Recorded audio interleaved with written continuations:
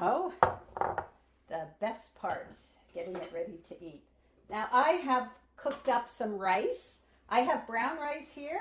You could do rice noodles. You could do quinoa if you wanted, whatever you want. I've got some brown rice that I cooked here. I'm going to add whatever you want.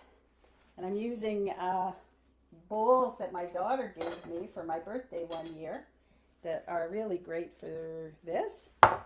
And then I'm going to add on some of my veggies.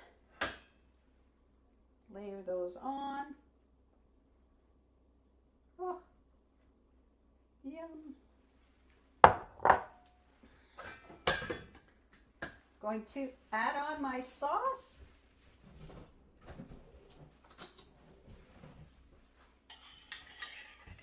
Just going to stir on my sauce. Now you could put the sauce in with the veggies right away if you'd like. I kind of like putting it, and I love sauce, by the way, so I put as much as you want or don't want.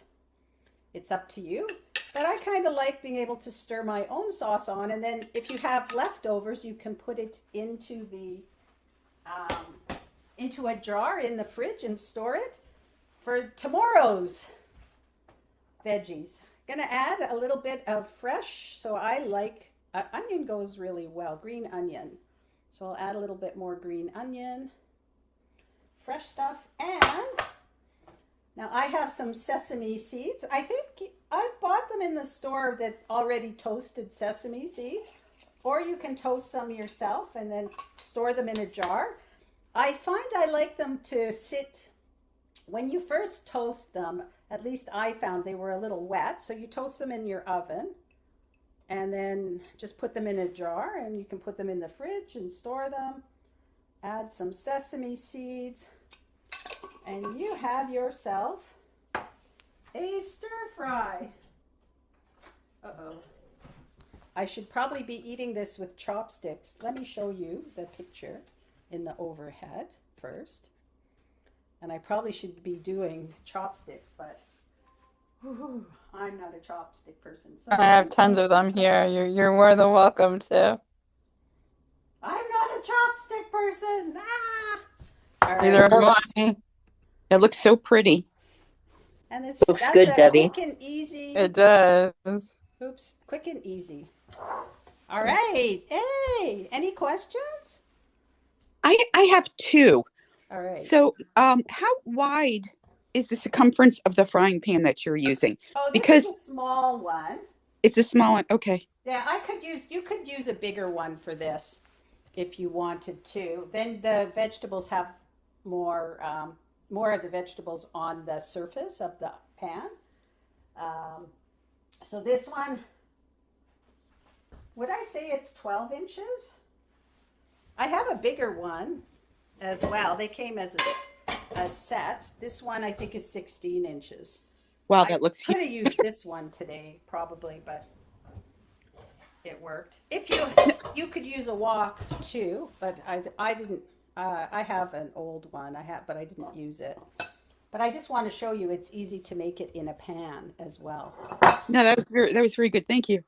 You're welcome. Did you have a second question? I did, but it left me. It'll come back. Okay. Debbie, can you add chicken if you'd like? Mhm. Mhm. And it's healthy. Sure. I'm plant-based, so I would do tofu. But if Okay. you wanted to, you could do chicken if you wanted to, and what you could do is take chicken breast or whatever you want and fry it up in the pan first, and then almost deglaze it with a little bit of the vegetable broth, and then just start adding your onions and everything, and then at the end add the chicken back in. Okay. That's what I would do. Oh my gosh, it's been over 13 years since I've had chicken, so I have to remember. And yes, I used olive oil. I would say that if you're going to use another oil, you could use like a avocado oil, or you could do water-based frying as well. You have to be, when you do the onions on the water-based frying, you have to be really careful first. so that you're not burning the stuff because there isn't as much in the pan. You haven't got the, what would I say, the liquid from the veggies yet in the pan. So you just have to be really careful, but you can do it without any broth or oil. Just use the broth. Is that okay, Cosmic Shanty? Thumbs up, I hope. And yeah, I added something about the pans because I know that was asked last week. So stainless steel is the ones that they don't have any coating on them. The ones I'm using, these are green pan, are the ceramic. And you have to be really careful because they do chip.